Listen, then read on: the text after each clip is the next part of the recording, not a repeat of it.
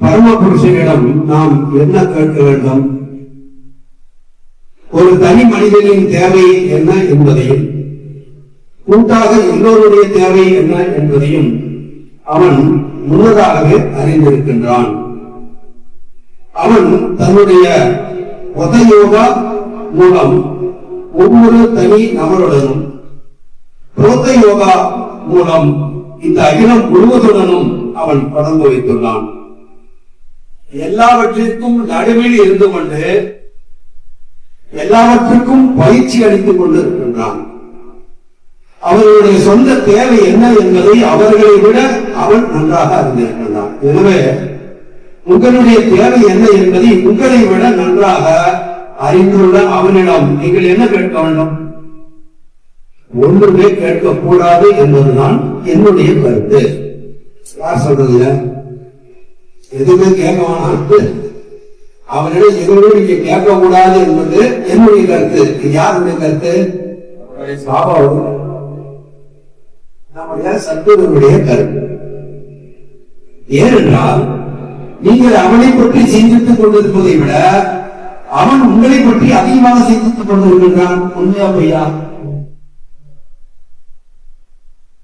உங்களையே நீங்கள் குறித்திருப்பதை விட அவன் உங்களை அதிகமாக கொண்டிருக்கின்றான். உண்மையா பொய்யா?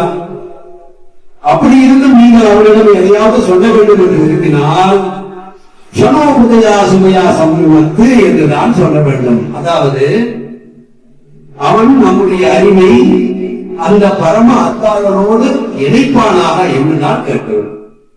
அந்த பரம அல்லாதனோடு என்னுடைய அறிவை இணைத்து விடுங்கள் பிரபு, அப்படிதான் கேட்கிறோம். ஏனென்றால் அவனை மறக்கின்ற கணத்தில் நாம் அவனை உள்ளத்தில் சென்று விடுகின்றோம். எந்த கணம் அவரை நம்ம மறந்துட்டோமோ அப்ப அவரோட ரொம்ப தூரத்தில் நம்ம இருக்கணும். அதன் விளைவாக மனித உருவில் உள்ள விலங்காக மாறிவிடுகின்றோம்.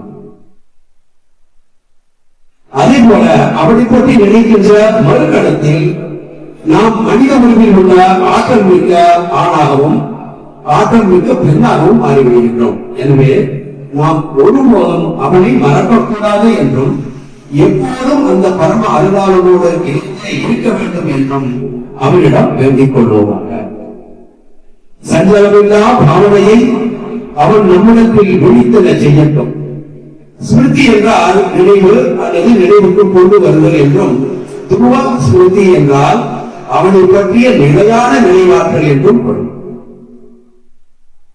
ஸ்மிருதினா நினைவு அல்லது நினைவுபடுத்துதல். துருவ ஸ்மிருதினா அவன் மீது நிலையாக எப்பயுமே நினைவில் இருப்பான். ஒரு கணம் கூட அவனை மறக்காமல் இருப்பது பேரு துருவ ஸ்மிருதி.